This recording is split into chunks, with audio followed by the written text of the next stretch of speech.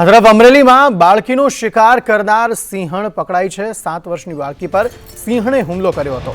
સાવરકુંડલા લુવારા સીમ વિસ્તારનો આ બનાવ છે। સૂર્યકાંત ચૌહાણ વધુ માહિતી આપી રહ્યા છે। સૂર્યકાંત, જણાવશો શું વધુ વિગતો?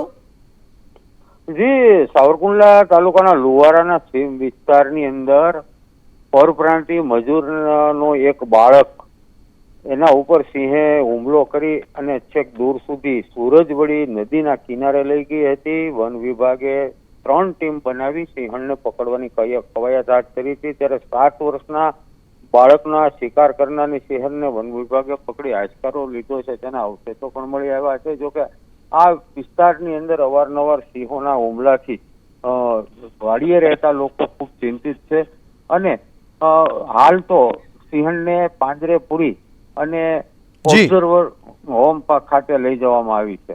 આભાર સમગ્ર માહિતી આપવા માટે।